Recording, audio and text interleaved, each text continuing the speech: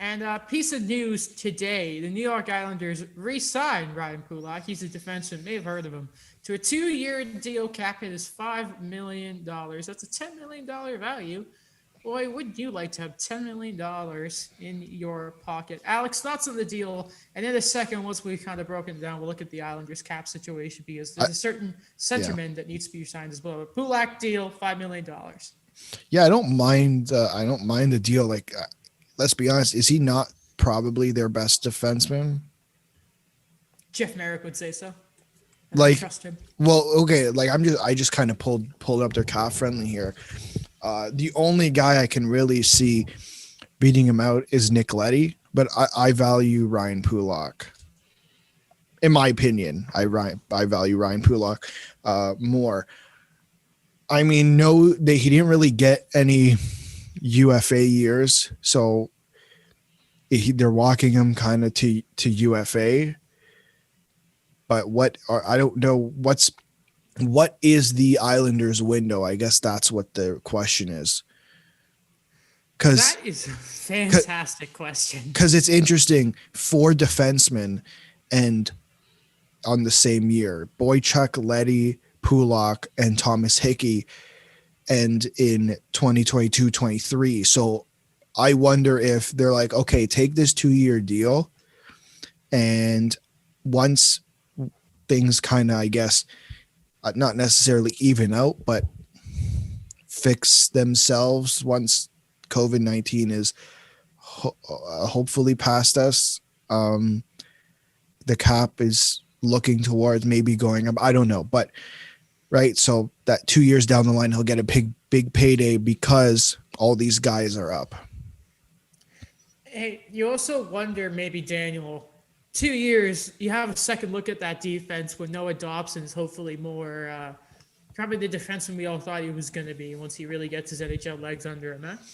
Yeah, I think this is a great deal for the Islanders. I think there's two things when I think of Ryan Pulock is how understated his development was for New York. Like, I knew he was a good player. I knew that he could really become like a solid right-handed defenseman for the Islanders, but I didn't think like he'd become as valuable as this. Maybe it's just because the Islanders have been in the basement quite a bit past few years, especially since he was drafted in 2013. But I think he's a crucial part for that team. I know that when they kind of returned to the playoffs, like, they kind of banked on Leddy and Boychuk to anchor that defensive core. But I think now it's good that they're actually thinking about that transition.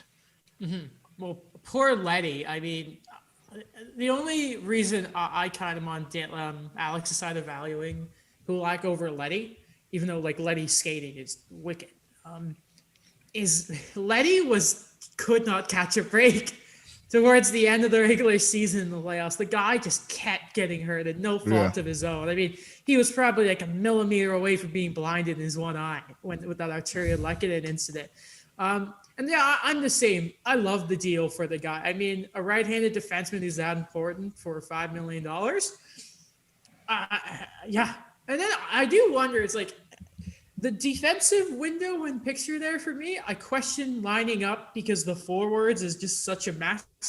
Because by the time maybe that young defenseman Noah Dobson is finally filled out, what is Anders Lee's body gonna look like? Jordan Eberle will be a few years older. Yeah. And I mean, the big question, will Matthew Barzal be there? Because right now he's still an RFA.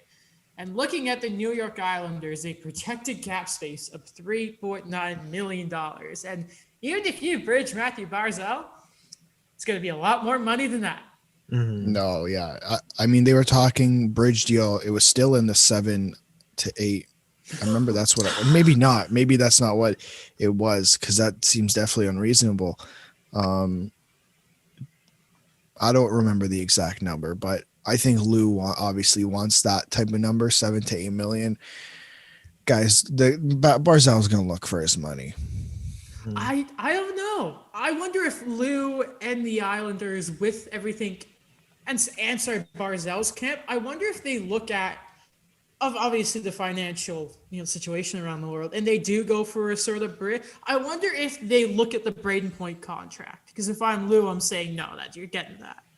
Do you think he would be able to garner that much loyalty? Like, I know Lou has these powers we don't know of, that he's able to get these guys on these You lost to contracts. Harris. You really want to lose me too? Well, like at the Yeah. end of the day, Barzal's an RFA. He doesn't have any leverage except like sit it out, and then like Holds Lou's going out, to be yeah. the type of guy to say, okay, bye. Yeah. Like they can't afford to lose him offensively, but you can't call Lou Lamoriello's bluff. That's supposed to be the other way around. So, like, I guess a question for you guys, like, what is a piece you move out to make more Very cap simple. space? I think it's very simple. Clutterbuck, Sezikis, Komarov. Like any of those guys can go. Who's going to take them though? No that's one. That's a dumb question. But I wonder if there's that one dumb team who's like fourth liner.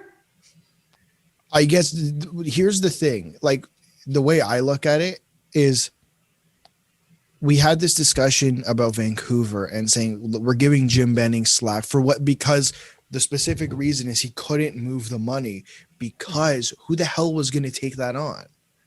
So Yeah. I feel like we're having the same discussion with Lou. Like, sorry, like I get that Clutterbuck has 2 years left. Sezikis has a year left. Komarov has 2 years left. Nate Schmidt got moved for a third. Ryan Murray got moved for a fifth. And the only exception was Eric Goodbranson. And I think the only reason he was actually moved is because it seemed like Ottawa really wanted him. Yeah.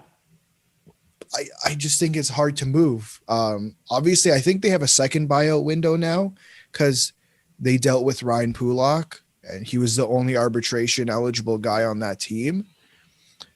And that only applies, I think, to guys over $4 million. Let's be honest, the only guy who's actually could get bought out would be Andrew Ladd, and I don't know if that's going to happen. Like, what would the buyout look like? Oh, God, You think they trade one of their big fish? No? no. Like a Josh Bailey or a Brock Nelson? No. I think no. Because like you can't score to begin with. I think it would be a pretty silly move to trade one of your few scorers already. Yeah. Just to clarify, I do not think they're going to buy out Andrew Ladd. Like they're going to save $666,000. The cap hit's still $4.8 million for the first 3 years. That's not solving any of their issues. No. It's realistic. All right. Anything else you want to say on the staff? Say on the Islanders right now, I don't think so. Daniel. Yeah, I'm actually really invested in this right now. I want to know, for Ralph Macchio's sake, of course, what they do moving forward, because they have a lot of weird deals that I'm like, these guys shouldn't be paid like they are.